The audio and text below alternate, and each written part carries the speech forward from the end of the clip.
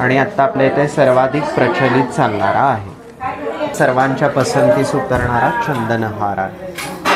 हा साऊथ स्टाईलचा मँगो हार म्हणून प्रचलित आहे। कोयरी हाही सगळ्यांना आवडतो। मिळतात मॅचिंग बँगल्स मिळतात, त्याचे कडे येतात वेगवेगळे फॅन्सी कडे, असा हा नकाशा डिझाईनमध्ये आहे। आणि विशेषतः यातले जे मनी जे आहेत ते हिलिंग होतात, त्यामुळे ते खूप सर्वांना आवडतात। मी पुना गाडगे ज्वेलर्स लक्ष्मण शाखेतर्फे नारायणपेठ कुंटे चौक लक्ष्मी रोड तर्फे मी प्रेझेंटेशन करतो आहे। माझं नाव आहे अजय शेठ। तर मग मी आपल्या ज्या काही पारंपरिक दागिन्यांची तुम्हाला माहिती सांगणार आहे। तर त्यामध्ये हा जो आहे हा श्रीमंत हार आहे।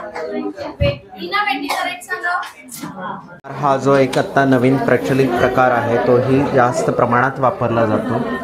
विशेषतः हा जो आहे हे चंदनपुरीचं कलेक्शन येतं, जी स्टार प्रभावळणीवर म्हाळसा आणि बानुबाईची जी मालिका लागायची झी मराठीवर, तर तिथला जो गड होता तर त्याचंच नाव चंदनहार ठेवण्यात आलेलं आहे, म्हणून याला चंदनहार म्हटलं जातं। आणि आत्ता आपल्या इथे सर्वाधिक प्रचलित चालणारा आहे।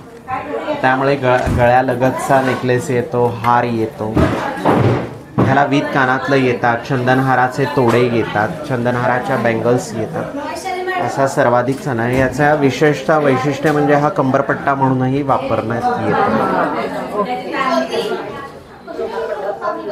याचे पायलही केले जातात, सोन्याचे पैंजणही केले जातात। असा सर्वांच्या पसंतीस उतरणारा चंदनहार आहे। आणि हे संपूर्ण टिकल्यांचं जे काम येतं ते हाताचं काम येतं आणि कलाकुसरीचं काम आहे, त्यामुळे यंग जनरेशनसुद्धा हे जास्त प्रिफर करतं। याचं काय वेट जातं? हे साधारण जे आहे ते 25 ते 30 ग्रॅमपासून यामध्ये सुरुवात होते, मग घ्याल तसे। हा साऊथ स्टाईलचा मँगो हार म्हणून प्रचलित आहे, कोयरी डिझाईनचा कोयरी हार किंवा मँगो हार।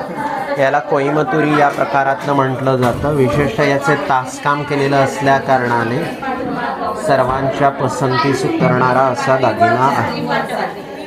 आणि हा गळ्यातला हार जसा म्हणून वापरला जातो तसा कंबरपट्टा म्हणूनही वापरण्यात येतो। मँगो हार किंवा कोयरी हार। सूर्यहार हा एक म्हणून नवीन प्रकार आलेला आहे, तोही सर्वाधिक चालतो। विशेषतः हे साऊथ स्टाईलचं काम असल्या कारणाने हाही सगळ्यांना आवडतो।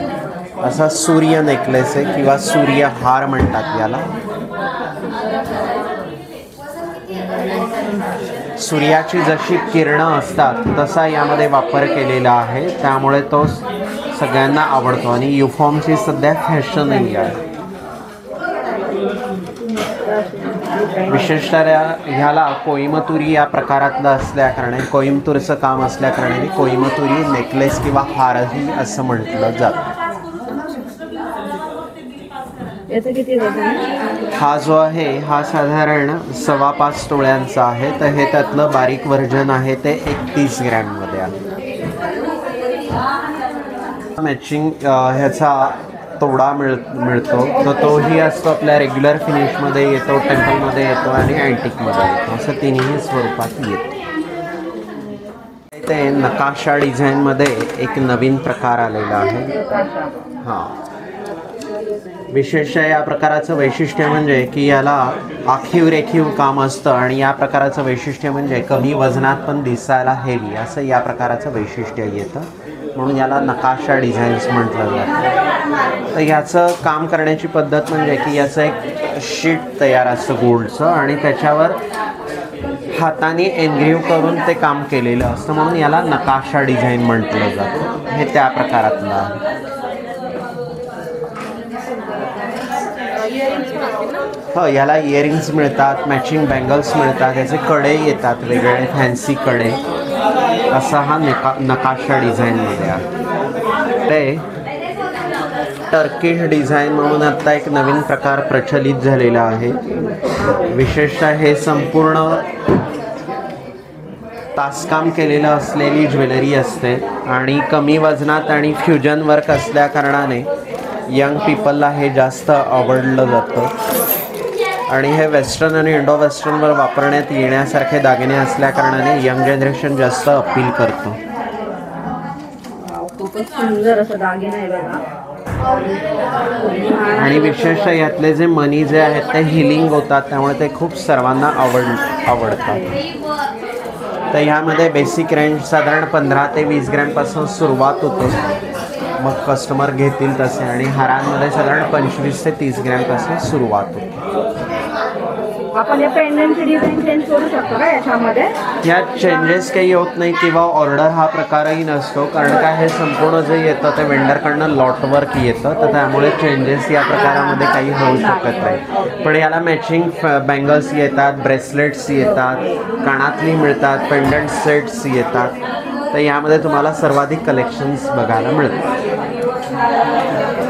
असा दोन्ही प्रकारे वापर केला जातो. पेंडंट काढू शकतो. हां, ह्याचं पेंडंट काढू शकता. सिम्प्लिसिटी म्हणून सुद्धा तसा वापरण्यात येत. पेंडंट काढून तुम्ही फक्त असे वापरू शकता. येस, दागिना आहे बघा हा. किसचं काम पाहिलं त्याप्रमाणे हे सुद्धा आता एक फ्युजन कलेक्शनमध्ये आलेलं आहे आपल्याकडे. हे सुद्धा कंटेम्पररी या प्रकारातलं असल्याकारणाने यंग जनरेशन जास्त अपील करतं. ह्याला फॅन्सी नेकलेस सेट म्हटलं जातं आणि हे संपूर्ण हँडवर्क आणि क्राफ्टिंगचं काम येतं याला. आणि विशेषतः ट्रॅडिशनलपासून मॉडर्नकडे असल्याकारणाने हे सगळ्यांच्या पसंतीस उतरलं जातं. ह्यामध्ये साधारण कमीत कमी 10, 12, 15 ग्रॅमपासून सुरुवात होतं. कस्टमर घ्याल तसे. यामध्ये गळ्यालगतचे नेकलेस येतात, हार येतात. ह्याची सुद्धा कलाकुसर इतकी सुंदर आहे की आणि तासही असे परमनंट राहतात, त्यामुळे जास्त आवडलं जातं. छान अशी डिझाईन पण बघू शकता, केलेली आहे. त्याचप्रमाणे आपल्याकडे कलकत्त्याच्या कामातलंही ज्वेलरी वापरली जाते. तर हे संपूर्ण कलकत्त्याचं काम येतं. ह्याला कला आणि कुसर केलेली असते. संपूर्ण हाताचं काम असतं, त्यामुळे हे सुद्धा सर्वांच्या पसंतीस उतरणारे दागिने असतात. तर यामध्ये गळ्यालगतचे नेकलेस साधारण 15 ते 20 ग्रॅमपासून सुरुवात होते. हारांमध्ये साधारण कमीत कमी 25 ते 30 ग्रॅमपासून सुरुवात होते. हे संपूर्ण कलकत्त्याचं काम येतं, त्यामुळे ह्याला कलकत्ता वर्क म्हटलं जातं. याच्यामध्ये आता सध्या मंगळसूत्र पण आले ना? हो, यामध्ये मंगळसूत्र येतात. नंतर यामध्ये फॅन्सी बँगल्स येतात, रसरव्याचे गोठ येतात, नंतर फॅन्सी कडे येतात. यामध्ये सगळी अशी कलकत्त्याच्या कामातली ही कलकत्ता ज्वेलरी आहे. सुंदर असं कलकत्ती डिझाईन बघू शकता इथे. आणि विशेषतः की ह्याचं कामाची पद्धत म्हणजे की याचा एक वॅक्स तयार असतो, तर त्यावर बारीक बारीक टिकल्या ज्या डिझाईनच्या हव्या त्याप्रमाणे जोडून ह्याचं केलेलं काम असतं, म्हणून याला कलकत्ता वर्क म्हटलं. कला आणि कुसरीचं काम वजनाने अधिक येतं, पण दिसायला बारीक दिसतं, पण टिकायला नाजूक राहतं. असं ते कला. त्याला हिरा कंठीमाळ म्हटलं जातं. ह्याला अष्टकोणी मेऱ्यांची माळसुद्धा म्हटलं जातं आणि त्याचप्रमाणे कंठीमाळसुद्धा म्हटलं जातं. विशेषतः याला 8 एजेस असतात, म्हणून याला अष्टकोणी मण्यांची माळ किंवा हिराकंठी माळ किंवा कंठीमाळ अशा स्वरूपात म्हटलं जातं.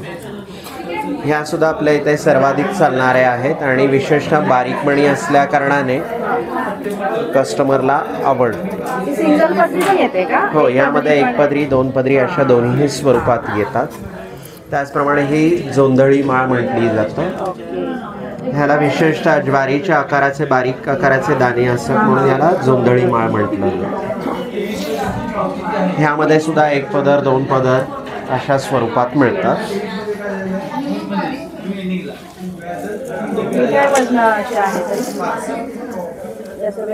हा साधारण जो आहे हा 35 ग्रॅममध्ये 2 पदरी आहे आणि हाही समाव तशाच वजनाचा आहे.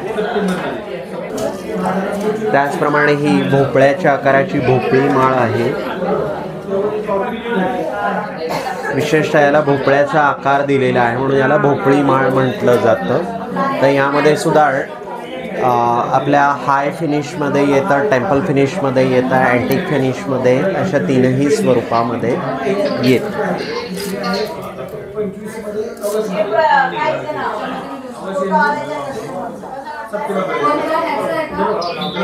त्याचप्रमाणे ही एक नवीन माळ आलेली आहे. याला तांदूळ माळ आणि गहू माळ म्हटलं जातं. विशेषतः याला राजकोटचं काम केलेलं असल्या कारणाने राजकोट मण्यांच्या माळासुद्धा म्हटलं जातं किंवा व्हर्टिकल माळा म्हटलं जातं. याचं जे कटिंग असतं ते क्रॉस कटिंग असतं, त्यामुळे याला व्हर्टिकल माळा असं म्हटलं जातं.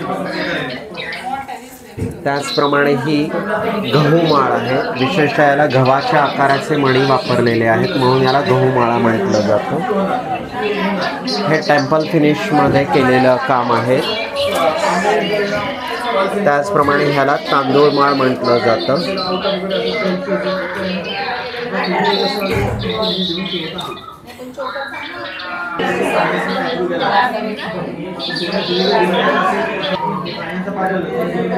हा जो आहे हा तांदूळ माळेचा प्रकार आहे. हाही दिसायला छान दिसतो. विशेषतः याला तांदळाच्या आकारासारखे बारीक मणी असल्या कारणाने हाही सर्वांच्या पसंतीस उतरणारा तो तांदूळ माळेचा प्रकार आहे.